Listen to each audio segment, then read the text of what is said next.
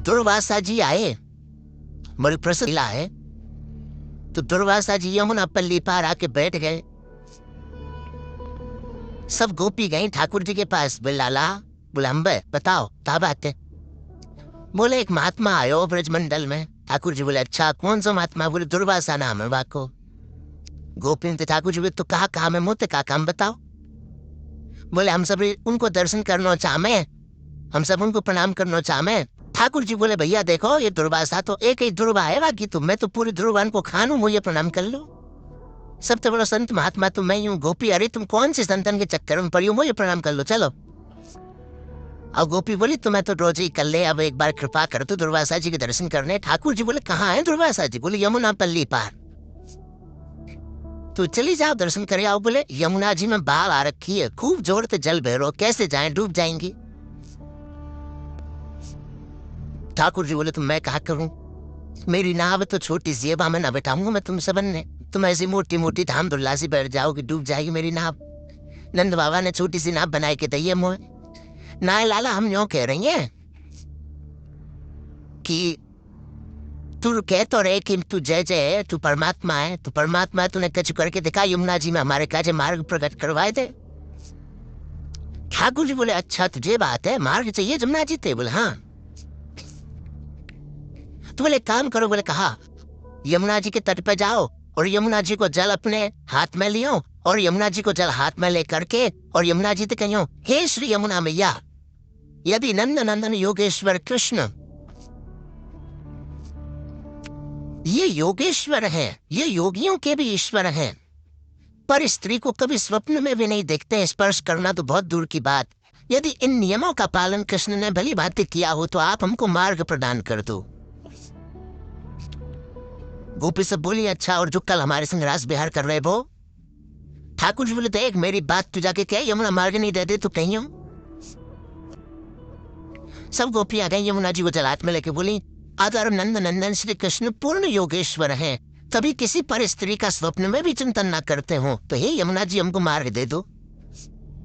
इतना कहते महाराज यमुना जी का जल एक तरफ रुक गया, आगे वाला बह गया, मार्ग प्रकट हो गया। गोपियां सब आश्चर्यचकित हो गए। ठाकुर जी दूर खड़े खड़े बोले तो है ना योगेश्वर हम बेमतलब पे हम पे तुमने सबने जो है उल्टे सीधे बात बना रखी है। देखो पर स्त्री का चिंतन स्वप्न में भी नहीं करते, देखो यमुना जी ने मार्ग दे दिया। गोपी सब ठाकुर जी तो बोले लाला तू तो बड़ो कृपा हमको मार्ग, अब हम दुर्वासा जी पे जा रही हैं, कहाँ लेके जाएं। बोले बढ़िया 56 भोग बना के लेके जाओ घर थे। सब गोपियां अपने घर से बढ़िया बढ़िया सामग्री लेकर के गई। पल्ली पार पहुंच गए, दुर्वासा जी के दर्शन किए, दुर्वासा जी को प्रणाम किए। दुर्वासा जी हम सब ब्रज की गोपांगन आए हैं, आपके दर्शन को आए। दुर्वासा जी बोले अच्छा आप क्या लेके आई हो। बोले हम सब सामग्री लाई, आपकी इच्छा हो तो हम प्रसाद। हम ब्रजवासियों में एक गुण बताया आपको, ब्रजवासी और कुछ नहीं जानते, पवाना बहुत अच्छा जानते हैं। ब्रजवासी पवाते बहुत हैं, संतों में प्रसिद्धि है कि भाई ब्रज के ब्रजवासी पवा में बहुत जोर थे, बहुत बढ़िया पवा में चूल्हा चेताई के पवा देती, ये ब्रजवासियों का स्वरूप है। सब ब्रजांगना गोपियां गई और दुर्वासा जी से बोली आपकी आज्ञा हो तो हम आपको पवा दें। दुर्वासा जी बोले हाँ लाओ सामग्री लाओ। एक गोपी ने पत्तल रखी, पत्तल में पूरी धरे, सब्जी धरे, रायतो धरे, जो सामग्री लेके गई सब धरती जाए। दुर्वासा जी पत्तल की ओर देख रहे, बोले क्या कर रही हो लाली। बोले आपके लिए पत्तल सिद्ध कर रहे हैं। दुर्वासा जी बोले ये सब हटाओ, सामग्री पूरी पूरी धर दो सामने। पूरी की डलिया, सब्जी के बर्तन सब सामने धर दिए और दुर्वासा जी उठा में और उठा के सब डलिया की डलिया मुख में डाल दें।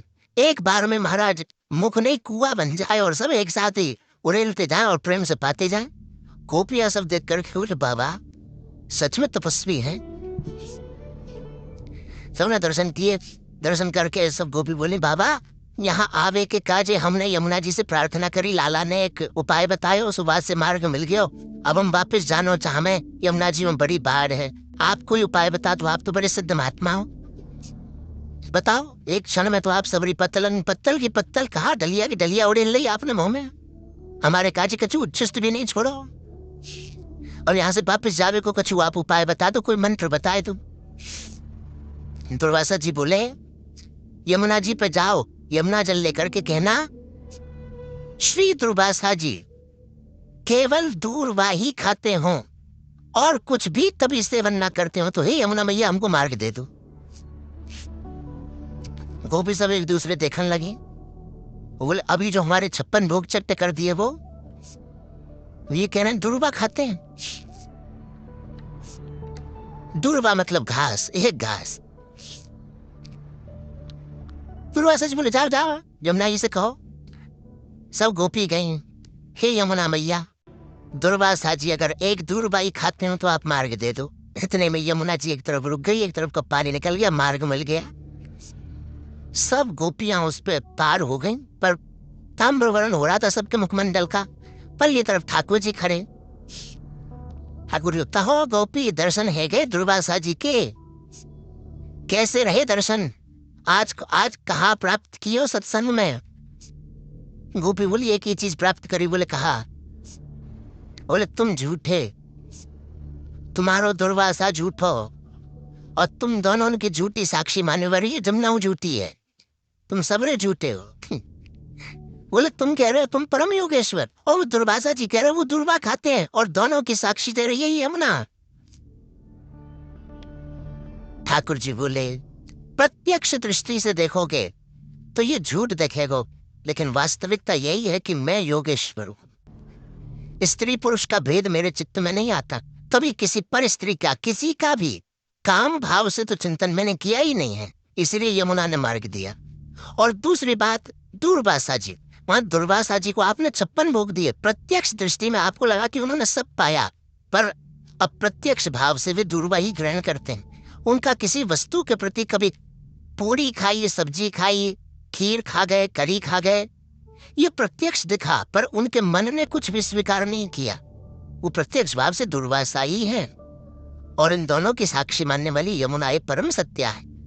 अप्रत्यक्ष भाव से मेरा रूप दिखा नहीं है, इसलिए तुमको बहम लग रहा है।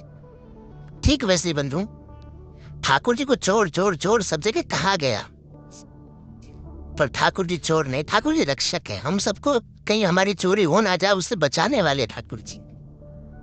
ऐसे परम सत्य श्री ठाकुर जी को हम प्रणाम करते हैं। सत्यम परम धीमहि, ऐसे परम सत्य परमात्मा को हम वंदन करते हैं।